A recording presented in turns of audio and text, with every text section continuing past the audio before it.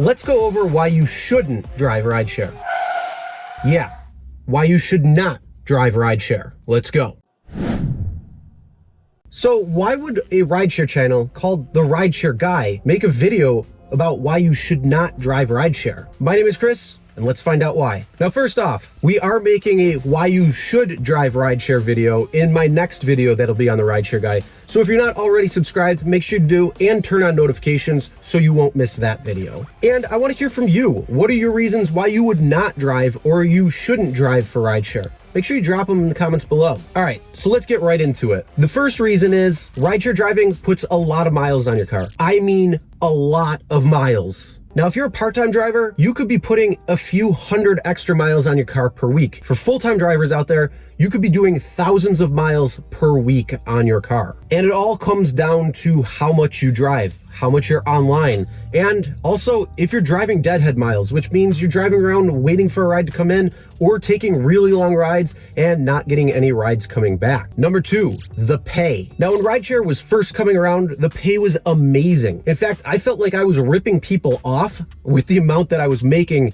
on some of those rides. Over the years, the pay has gone down, and you need better strategies out on the road and make more informed decisions on what rides you're going to accept. Number three, bonuses are very inconsistent. Now, bonuses are great, and if you can use bonuses to plan out your week, your day, you could make a lot of money out there. But because of their inconsistencies, you may get a really good bonus one week, you may have no bonus the next week. Now, number four is oversaturation and not enough rides, meaning there's too many drivers on the road and not enough passengers ordering rides to make it worth it. Now, with oversaturation, not only will it lower the bonuses much lower or not at all, but you could also be sitting there waiting for rides and you're not getting paid during that time. So let's just use an example of 100 drivers are online waiting for rides right around you.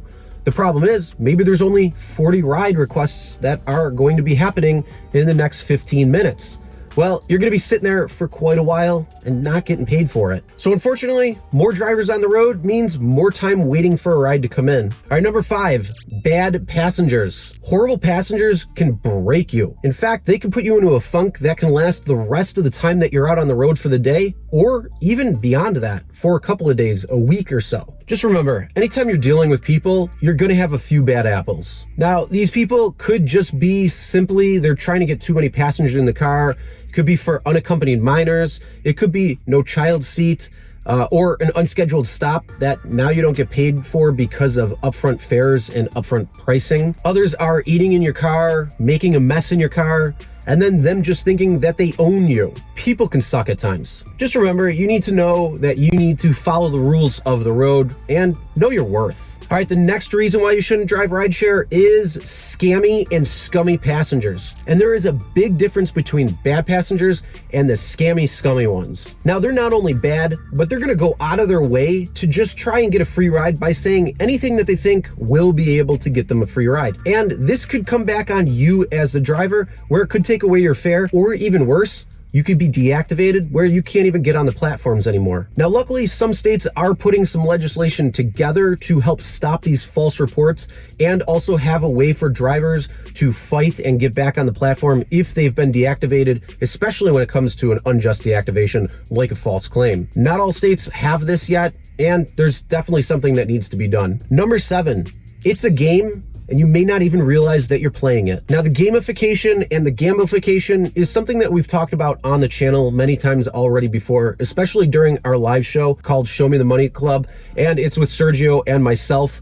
And this is basically a way that these apps are designed kind of like a casino. When you walk into a casino, you got all the lights, the bells, the whistles. It's very similar when it comes to the app on your phone. The colors that they use, the sounds, the way that they have their bonuses, and all of it's structured to make you want to accept every single ride, whether it's profitable or not. Just remember, the house always wins. The next reason is you're meaningless to these companies. Now, they look at you as just a driver, and what they do is they try to squeeze pay as much as they can and raise rates so they can make a profit. And on top of that, they could just deactivate you based on a false report without doing real investigation work when it comes to what this passenger is claiming, and you might just be out of the job from being able to work on these platforms. The next reason why you shouldn't drive rideshare is the complete lack of transparencies on just about everything. Now, you might be thinking it's just driving and driving a person from pickup to drop off. But if you think that, you'd be wrong. It's a lot more than that. Now, one of the things that you really need to know when it comes to ride requests coming in is what rides are going to be worth it for you